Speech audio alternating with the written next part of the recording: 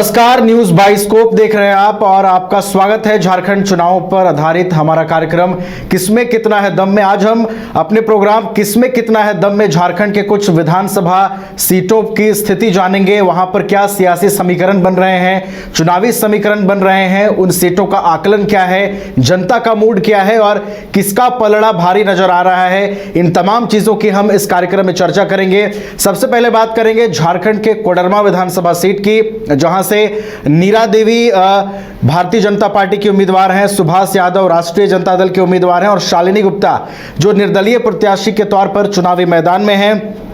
हमारे साथ इस कार्यक्रम में चर्चा करने के लिए हमारे वरिष्ठ सहयोगी राकेश रंजन जी जुड़े हुए हैं। सीधा उनका रुख करते हैं। राकेश जी, सबसे पहले कोडरमा विधानसभा सीट की बात करते हैं। देखिए, कोडरमा को यादवों का गढ़ माना जाता है राकेश जी, और यहां से फिर एक बार बीजेपी ने नीरा यादव पर भरोसा जताया है, उन्हें चुनावी मैदान में उतारा है। तो दूसरी ओर सुभाष यादव उन्हें टक्कर देते नजर आएंगे। शालिनी गुप्ता भी निर्दलीय ताल ठोक रही हैं। क्या कहते हैं इस सीट के समीकरण?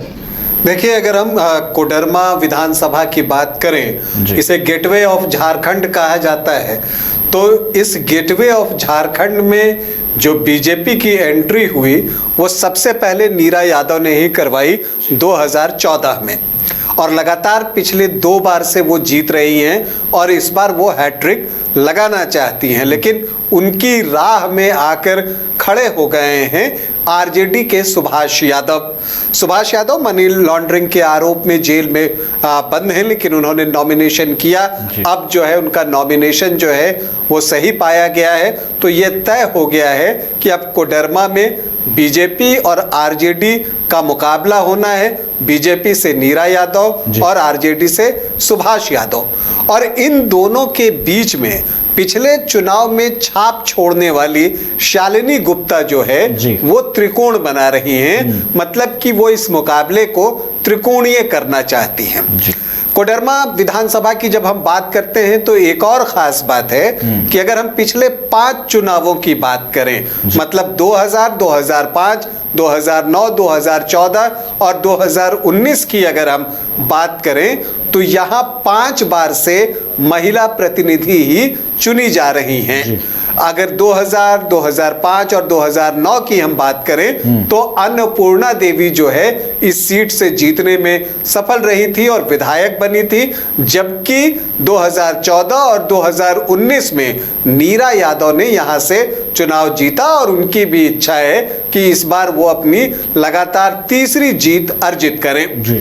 अगर हम यहाँ पर ये भी चीज देखें कि सबसे ज्यादा बार किसने चुनाव जीता है, तो वहां पर भी अन्नपूर्णा देवी का नाम आता है, और अन्नपूर्णा देवी ने जो है यहाँ से 4 बार चुनाव जीते हैं। और खास बात ये कि वो आरजेडी के टिकट पर यहाँ से चुनाव जीतती रही।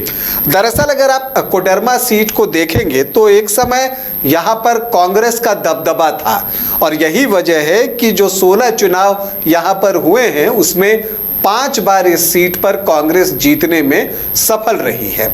लेकिन जब जनता दल का गठन हुआ और उस समय से ये जनता दल और बाद में राष्ट्रीय जनता दल का गढ़ बन गया। जनता दल से 2 बार चुनाव जीते रमेश प्रसाद यादव 1990 और 1995 में, और उसके बाद जो है बाई इलेक्शन जो 1998 में हुआ उसमें अन्नपूर्णा देवी जीती, फिर 2000 में जीती, 2005 में जीती और 2009 में जीती। मतलब कि अगर हम देखें तो लगातार चौका उन्होंने लगाया जीत का, और फिर उनके जीत के क्रम को तोड़ा किसने, तो नीरा यादव ने तोड़ा। 2014 में उन्होंने अन्नपूर्णा देवी को जो है 13,525 वोटों से पराजित किया था।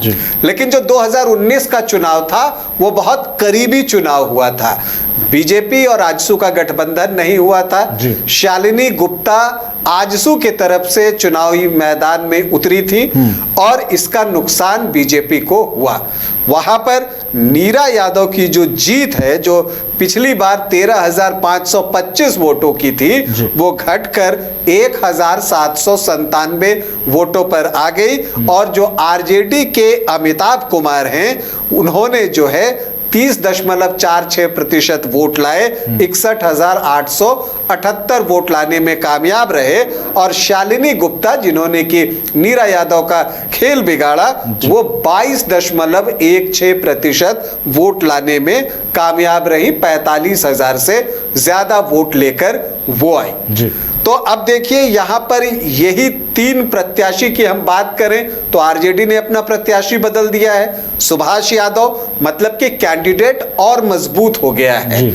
नीरा यादव वो भी एक मजबूत कैंडिडेट है। और शालिनी गुप्ता ने जिस तरह से पिछला चुनाव लड़ा है, वो पूर्व जिप अध्यक्ष भी रही हैं, वो इस चुनाव को रोचक बना सकती हैं। जी बिल्कुल। तो कोडरमा विधानसभा सीट पर मुकाबला रोचक बनता हुआ नजर आ रहा है। शालिनी गुप्ता त्रिकोण बनाती हुई सीट पर नजर आ रही हैं और पिछला जो उनका चुनाव रहा है, पिछला प्रदर्शन रहा है, उसके आधार पर निश्चित रूप से यह संभावना बन रही है कि एक बार फिर से जो शालिनी गुप्ता हैं वो दोनों मुख्य उम्मीदवारों को टक्कर देते हुए नजर आ सकती हैं।